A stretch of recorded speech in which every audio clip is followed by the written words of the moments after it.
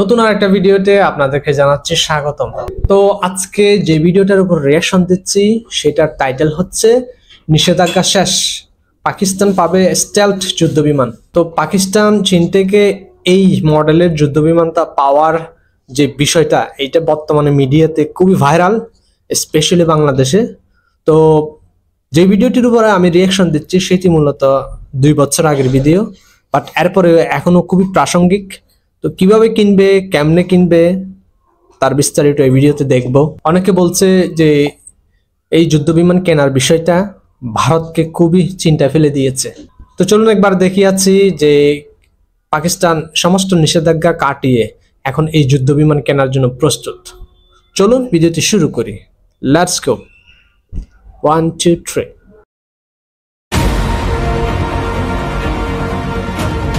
সামরিক কৌশল অনুযায়ী চীন সর্বদা ভারতের পার্শ্ববর্তী দেশগুলোকে শক্তিশালী করতে বদ্ধপরিকর।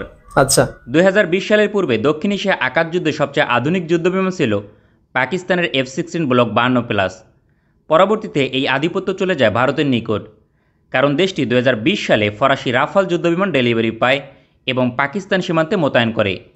এমন অবস্থায় পাকিস্তানের ইমার্জেন্সি আধুনিক যুদ্ধবিমান প্রয়োজন ছিল। এজন্য চীন অল্প সময়ের মাঝে J-10C ডেলিভারি প্রদান করে। তবে রাফালকে মোকাবেলার জন্য J-10C পরিপূর্ণভাবে যথেষ্ট নয়। এজন্য পাকিস্তান বিমান বাহিনীর প্রয়োজন এয়ার সুপারিটিতে পারদর্শী কোনো যুদ্ধবিমান। রাফাল থেকে এগিয়ে রয়েছে এমন একটি যুদ্ধবিমানে চীনের নিকট রয়েছে, যার নাম J-20 স্টেলথ ফাইটার। তবে সমস্যা হচ্ছে এই যুদ্ধবিমান রপ্তানি করা নিষিদ্ধ। চীনের আইন অনুযায়ী কোনো দেশের নিকট বিক্রি করা যাবে না। তবে শীঘ্রই এই নীতি থেকে বেরিয়ে আসবে দেশটি। আন্তর্জাতিক রিপোর্ট অনুযায়ী নিজেদের জন্য বানিয়েছিল চীন, যার দিন রপ্তানি করার অনুমোদন পাবে চেন্দু J-20 স্টেলথ ফাইটার। নিষেধাজ্ঞা উঠে নিলেও সকল দেশের নিকট বিক্রি করবে না। চীনের সঙ্গে অত্যন্ত ঘনিষ্ঠ সম্পর্ক থাকলেই কেবলমাত্র J-20 ক্রয় করা সম্ভব। এই মুহূর্তে চীনের 1 নম্বর ঘনিষ্ঠ মিত্র পাকিস্তান। এছাড়াও কৌশলগতভাবে পাকিস্তান শক্তিশালী হলে ভারত সেই লেভেলের। এই কারণেই মূলত পাকিস্তানকে J-20 বিক্রি করতে চায় চীন। প্রশ্ন হচ্ছে চীনের J-20 স্টেলথ ফাইটার কতটা শক্তিশালী এবং দক্ষিণ এশিয়ায় শ্রেষ্ঠত্ব অর্জন করতে পারবে কিনা। এক্ষেত্রে মার্কিন এয়ারফোর্সের প্যাসিফিক কমান্ডার জেনারেল কেনেথের বক্তব্যকে তুলে ধরা সম্ভব। 2022 সালে 16 মার্চ তিনি একটি সাক্ষাৎকারে বিস্ময়কর তথ্য প্রদান করেন। দক্ষিণ চীন সাগরে মার্কিন স্টেলথ ফাইটার F-35 এর মুখোমুখি হয়েছিল চীনের J-20, যার পারফরমেন্স নিয়ে তিনি হতবাক হয়েছিলেন, কারণ চীনের এই যুদ্ধবিমান তার সক্ষমতা প্রমাণ করতে সক্ষম হয়েছিল। এই বিষয়টি থেকে প্রমাণিত হয় J-20 বাস্তব যুদ্ধেও ব্যাপক কার্যকর, কেননা মার্কিন যুক্তরাষ্ট্রের দ্বিতীয় শক্তিশালী ফাইটারকে হতবাক করার অর্থ পৃথিবীর যে কোনো যুদ্ধবিমানের উপর শ্রেষ্ঠত্ব অর্জন করতে সক্ষম। তাছাড়া পঞ্চম প্রজন্মের যুদ্ধবিমান এয়ার সুপারিটিতে এগিয়ে থাকবে, এটাই স্বাভাবিক। তাই ভারতের রাফাল আকাশযুদ্ধে চেন্দু J-20 সঙ্গে পেরে উঠবে না। 80% ক্ষেত্রে জয়লাভ করবে স্টেলথ ফাইটার। তাছাড়া শীঘ্রই আরও শক্তিশালী এবং স্টেলথ হবে চীনের J-20 যুদ্ধবিমান, কারণ এখনও পর্যন্ত পঞ্চম প্রজন্মের ইঞ্জিন যুক্ত করা হয়নি। WS-15 ইঞ্জিন নিয়ে কাজ করছে চীন, যার সর্বোচ্চ থাস্ট 180+ কিলোনিউটন। এখনও পর্যন্ত পৃথিবীর সবচেয়ে শক্তিশালী যুদ্ধবিমান ইঞ্জিন। 2022 সালে এই ইঞ্জিনের সফল পরীক্ষা চালিয়েছে দেশটি। সবকিছু ঠিক থাকলে 2023 সালের মাঝে যুক্ত করা হবে। তখন চেন্দু J-20 এর রাডার ক্রস সেকশন আরও কমবে এবং স্টেলথ সক্ষমতা বৃদ্ধি পাবে। যুদ্ধবিমানটি সম্পর্কে এটার আপগ্রেড 1990 সালে প্রসেসিং এখনো চলতেছে। ফাইটার তৈরির পরিকল্পনা গ্রহণ করে। 1999 সালে সার্বিয়াতে চীনের দূতাবাসে বোমা অপারেশন করে মার্কিন যুক্তরাষ্ট্রের স্টেলথ বোমারু বিমান। যদিও পরবর্তীতে দেশটি ক্ষমা চায় এবং চীনকে ক্ষতিপূরণ দেয়। তবে চীন এতে চরম ক্ষুব্ধ হয় এবং নিজেদের স্টেলথ ফাইটার প্রকল্প এগিয়ে নেয়। আজ থেকে 11 বছর পূর্বে 2011 সালের 11 জানুয়ারি প্রথম ফ্লাই করে চেন্দু J-20। পরবর্তীতে বিভিন্ন সমস্যা কাটিয়ে 2017 সালে প্রথম সার্ভিসে যোগদান করে। বিমানটি উড্ডয়নে একজন পাইলটের প্রয়োজন হয়। খালি অবস্থা ওজন 17,000 কেজি এবং সর্বোচ্চ টেক অফ ওয়েট 37,000 কেজি। ইঞ্জিন হিসেবে বর্তমানে 2টি WS-10 ইঞ্জিন ব্যবহার হয়, যার সর্বোচ্চ থাস্ট 140 কিলোনিউটন পর্যন্ত। সেক্ষেত্রে নতুন ইঞ্জিন WS-15 অন্তত 30% বেশি শক্তিশালী এবং অনেক বেশি গ্রহণযোগ্য। বর্তমানে সর্বোচ্চ গতি ম্যাক 2, যা নতুন ইঞ্জিন যুক্ত করা হলে ম্যাক 2.2 পর্যন্ত হবে। ফেরি রেঞ্জ সর্বোচ্চ 5500 কিলোমিটার, তবে স্টেলথ অবস্থায় কম্ব্যাট রেঞ্জ 2000 কিলোমিটার। মার্কিন যুক্তরাষ্ট্রের F-22 এবং F-35 যুদ্ধবিমান থেকে এর রেঞ্জ দ্বিগুণ, যা কৌশলগতভাবে বড় ধরনের অ্যাডভান্টেজ আদায় করতে সক্ষম। Chengdu J-20 যুদ্ধবিমানের service ceiling 20,000 metre, অর্থাৎ সর্বোচ্চ 66,000 ফিট উচ্চতা উড্ডয়ন করতে সক্ষম। অস্ত্র বহনের দিক থেকে অন্যান্য স্টেলথ ফাইটার থেকে অনেক বেশি বৈচিত্র্যময়। তবে স্টেলথ ফাইটারের মূল ভিত্তি এয়ার সুপারিটি বজায় রাখা। এজন্য এয়ার টু এয়ার মিসাইল সবচেয়ে গুরুত্বপূর্ণ। আর চীন ইতিমধ্যে এয়ার টু এয়ার মিসাইল প্রযুক্তির দিক থেকে পশ্চিমা দেশগুলোর সমকক্ষ। শর্ট রেঞ্জের জন্য PL-10 air two air missile ব্যবহার হয়, যার রেঞ্জ 20 কিলোমিটার। মিডিয়াম রেঞ্জের জন্য PL-12 air two air missile ব্যবহার হয়, যার রেঞ্জ 70 থেকে 100 কিলোমিটার পর্যন্ত। এছাড়াও লং রেঞ্জের জন্য PL-15 air two air missile ব্যবহার হয়, যার রেঞ্জ 200 থেকে 300 কিলোমিটার পর্যন্ত। এটি পৃথিবীর তৃতীয় শক্তিশালী এয়ার টু এয়ার মিসাইল হিসেবে স্বীকৃত। এর নো স্কোপ জোন 45 থেকে 55 কিলোমিটার পর্যন্ত। তবে ভবিষ্যতে PL-21 air two air missile যুক্ত করবে, যার রেঞ্জ হবে 200+ কিলোমিটার। এই মিসাইল হবে হাইপারসোনিক গতির, পাশাপাশি অ্যাক্টিভ রাডার সিস্টেম এবং রামজেট ইঞ্জিন ব্যবহার হবে। ইতিমধ্যে হাইপারসোনিক গতির স্বল্প পরিসরে PL-21 এয়ার মানে একবার চিন্তা করুন।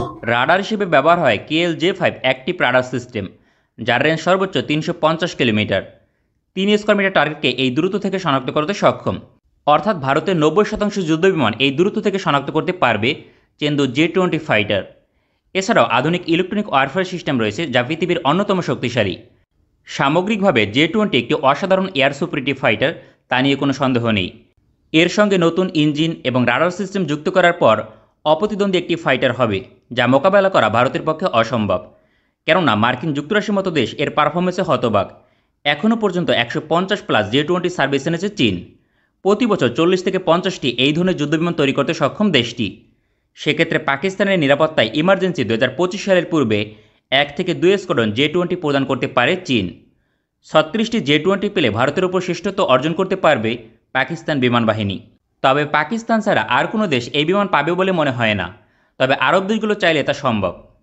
তবে বাংলাদেশকে কোনোভাবেই চীন J-20 সরবরাহ করবে না, কারণ রাজনৈতিক সুবিধার জন্য ভারতের নিকট এর স্পর্শকাতর প্রযুক্তি সম্পর্কে তথ্য প্রদান করতে পারে। তবে চীনের J-31, যা দ্বিতীয় স্টেলথ ফাইটার 2025 সালের মাঝে সার্ভিসে আসবে, এই বিমানটি পেতে পারে বাংলাদেশ। J-31 আরও বেশি স্টেলথ হবে, কিন্তু J-20 হচ্ছে চীনের প্রথম স্টেলথ ফাইটার। তাই J-20-র সঙ্গে রয়েছে চীনা ধাঁচের পেটেন্ট, যা চুরি হলে সমস্যার সম্মুখীন হবে দেশটি। তাই ধারণা করা যায় খুব শীঘ্রই ভারতের নিকট থেকে দক্ষিণ এশিয়া আকাশপথের শ্রেষ্ঠত্ব পাকিস্তানের নিকট চলে যাবে। এই বিষয়টি কৌশলগতভাবে ভারতকে চাপে রাখবে, যা বাংলাদেশের নিরাপত্তার জন্য সুখবর। তবে সহজে ভারত এর সমাধান আনতে পারবে না, কারণ ভারতীয় স্টেলথ ফাইটার কতটা কার্যকর হবে তা বড় ধরনের প্রশ্ন রাখে। এক্ষেত্রে দেশটির একমাত্র বিকল্প ইউরোপীয় ষষ্ঠ প্রজন্মের যুদ্ধবিমান অথবা মার্কিন স্টেলথ ফাইটার ক্রয় করা, কারণ ভারতের নিকট এখনও পর্যন্ত আধুনিক ফাইটার তৈরির প্রযুক্তি নেই। যেখানে এখনও সফলভাবে চতুর্থ প্রজন্মের যুদ্ধবিমান তৈরি করতে পারেনি দেশটি, সেখানে পঞ্চম প্রজন্মের যুদ্ধবিমান নিয়ে কতটা সফলতা পাবে তা বলার অপেক্ষা রাখে না। আমাদের ভিডিওটি পছন্দ হলে আমাদের সমর্থন করতে সঙ্গে থাকুন। ভালো থাকবেন সবাই, দেখা হবে পরবর্তী কোনো ভিডিওতে।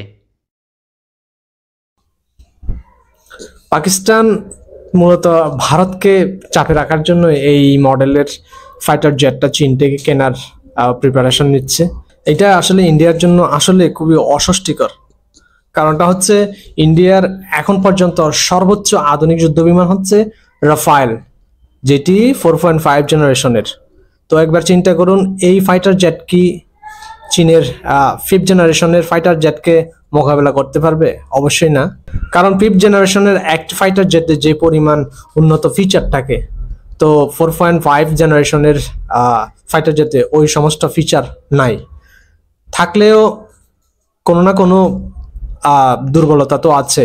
তো সেই দিক দিয়ে পাকিস্তান যদি চীন থেকে এই মডেলের যুদ্ধবিমানটা পেয়ে যায়, তাহলে অবশ্যই ইন্ডিয়ার উপরে কন্ট্রোল করার একটা ক্যাপাসিটি তৈরি হবে।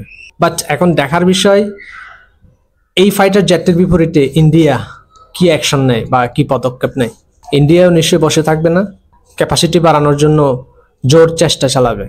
তো চীনের এই ফাইটার জেটটি মোকাবেলা করার জন্য ইন্ডিয়ার এখন রাশিয়ার 5th জেনারেশনের ফাইটার জেট সুজ 57 অথবা আমেরিকার F-35 যে কোনো একটা লাগবে। বাট রাশিয়া এবং আমেরিকা থেকে এই মডেলের ফাইটার জেটগুলো কেনার জন্য ইন্ডিয়া এর আগে কয়েকবার চেষ্টা করছিল, বাট পায় নাই। তো সেই ক্ষেত্রে পাকিস্তান এখন এই সুযোগটা কাজে লাগিয়ে ইন্ডিয়ার পুরো আকাশসীমার কন্ট্রোলে নিয়ে আসার চেষ্টা করতেছে। তো বন্ধুরা, আপনাদের কি মনে হয়, পাকিস্তান যদি এই মডেলের ফাইটার জেটটি চীন থেকে পায়, আসলে কি ভারত থেকে শক্তিশালী হয়ে যাবে, নাকি ভারতও পাল্টা ব্যবস্থা নিয়ে পাকিস্তান থেকে শক্তিশালী হওয়ার জন্য আমেরিকা থেকে বা রাশিয়া থেকে এই মডেলের যুদ্ধবিমান কিনবে? প্লিজ কমেন্ট সেকশনে জানাবেন।